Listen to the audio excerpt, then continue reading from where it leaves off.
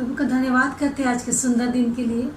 और आइए हम थोड़े समय के लिए अपने आप को प्रभु के आगे समर्पित करें और हम कुछ वचन को हम देखते हैं कि प्रभु आज हमसे क्या बात करना चाहता है। जी हाँ, आज हमें वचन मिला है निर्गमन 14 अध्याय का 14 पद। निर्गमन 14 अध्याय का 14 पद, उसमें वचन कहता है, यहोवा आप ही तुम्हारे लिए लड़ेगा, इसलिए तुम चुपचाप रहो।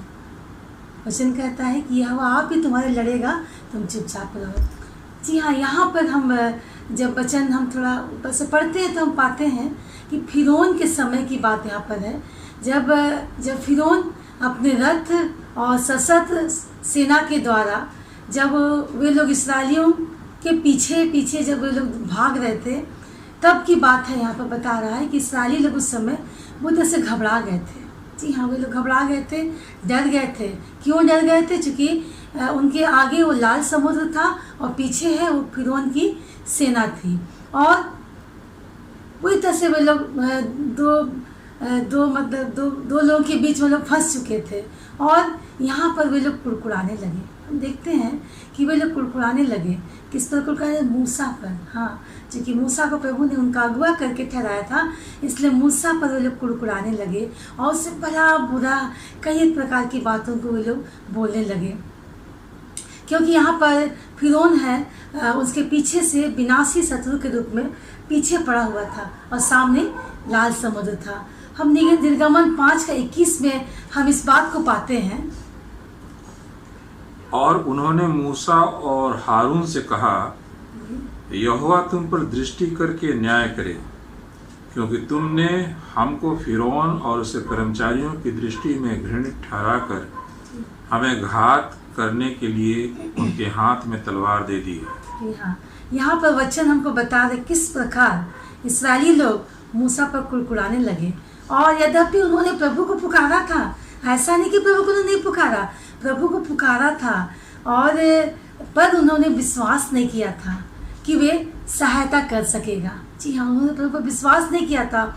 वे लोग पिछली बातों को भूल चुके थे, पूरी तरह से भूल चुके थे। अब कड़वाहट से मूसा को दोषी ठहराया जा रहा था, उस पर आरोप लगाया जा रहा था कि मिस्र में क्या मैंने तुम्हें नहीं बोला था? क्या हम लोगों ने मिस्र पे तुम्हें नहीं बोला था कि हमें मिस्रियों की सेवा करने के लिए यहीं पर छोड़ रखा, तो उनकी गुलामी के लिए हमको वहीं पर छोड़ दो, परंतु तुमने धोखे से मरुस्थल में मरने के लिए छोड़ दिया।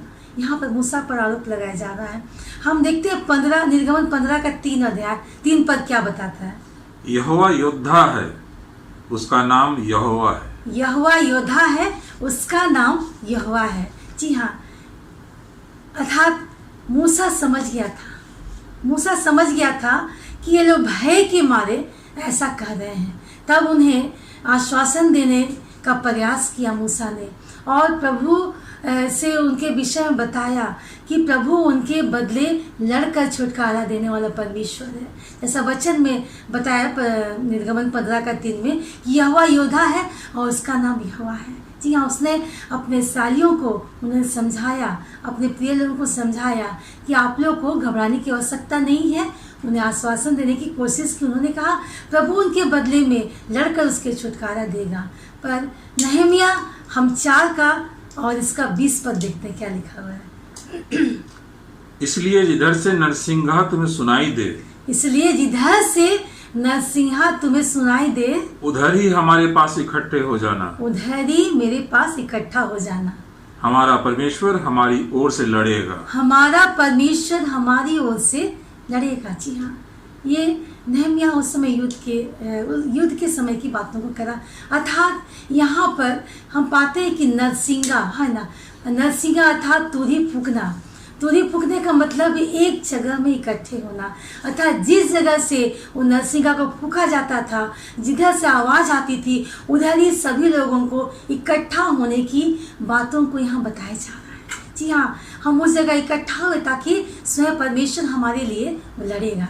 हम भजन संहिता उसका 35 अध्याय का एक पद को देखेंगे, पहला पद देखेंगे, क्या बताता हमको वचन। हे यहोवा, हे यहोवा, जो मेरे साथ मुकदमा लड़ते हैं, जो मेरे साथ मुकदमा लड़ते हैं, उनके साथ तू भी मुकदमा लड़। उनके साथ तू भी मुकदमा लड़। जो मुझसे युद्ध करते हैं, जो मुझसे युद्ध करते हैं, उनसे तू युद्ध कर। उनसे तू युद्ध कर। आमीन।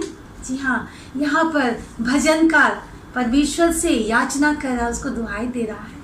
जी हाँ, क्योंकि हमारा दाऊद है वो भजनकार, वो जब इस परिस्थिति में जब पड़ा था तब वो परमेश्वर को इन वचनों के द्वारा पुकारा था।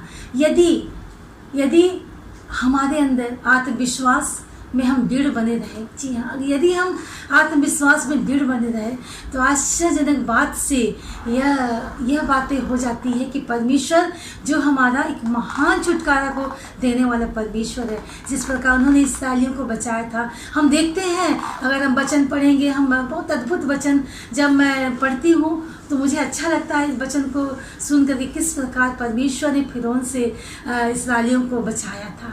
जी हाँ, अद्भुत कामों को किया परमेश्वर। किस प्रकार हम देखते हैं कि जब लोग घबरा गए, डर गए, लेकिन परमेश्वर ने मूसा की दुहाई को सुना, उनकी दुहाई को सुना। हालांकि उन्होंने विश्वास नहीं किया था, फिर भी परमेश्वर की दुहाई को सुना। और हम किस प्रकार देखते हैं कि परमेश्वर वो लाल समुद्र को 2 भागों में कर दिया था। जी हाँ, वो चाहता था कि हम उनके प्रिय लोग उस जगह से, फिरौन से वो लोग छुटकारा पा जाएं।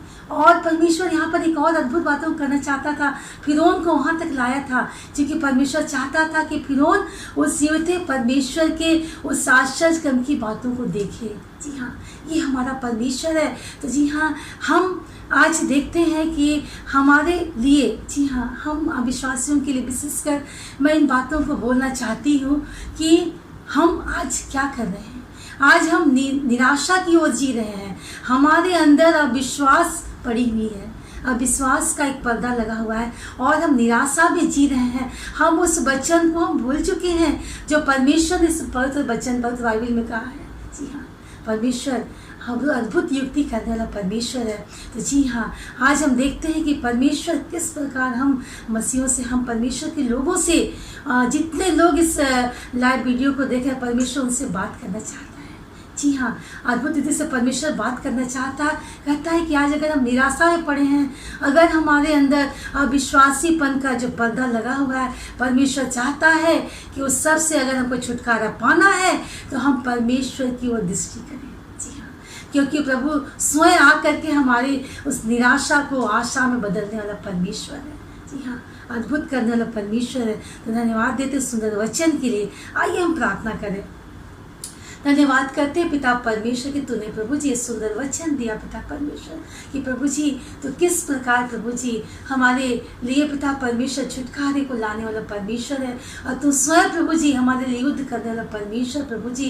पर फिर भी पिता परमेश्वर हम आज अपने दुनिया में पिता परमेश्वर अपने जीवन में प्रभु जी उस निराशा को, उस अविश्वासीपन को पिता परमेश्वर लेके साथ चल रहे पिता परमेश्वर। और हमारे जीवन में प्रभु जी उस सारी प्रभु जी उल्टा पुल्टी जो भी बातें हैं प्रभु सब कुछ हो रही पिता परमेश्वर, जो प्रभु जी हमारे लिए उचित नहीं पिता परमेश्वर। पर प्रभु जी आज तेरा वचन हमें याद दिलाता है पिता परमेश्वर कि तू प्रभु जी हम तेरी ओर दृष्टि करने से हमारे जीवन की हर निराशा जाने पाएगी पिता परमेश्वर। हाँ प्रभु जी, हमें विश्वास करने की आवश्यकता है। होने दे प्रभु जी उस विश्वास से भरी हुई आत्मा को प्रभु जी हमारे ऊपर उंडेल पिता परमेश्वर, ताकि हम उस तेरे जीवित वचन को प्रभु जो तूने हमसे वाचा बांधा था प्रभु जी उस पर विश्वास करने पाए प्रभु जी, और हमारे जीवन में तेरे नाम का छुटकारा आने पाए पिता परमेश्वर। धन्यवाद करते जितने लोग आज देख रहे प्रभु जी सबके जीवन से तू बात कर पिता परमेश्वर। धन्यवाद करते प्रभु जी तूने हमारी प्रार्थना को सुना।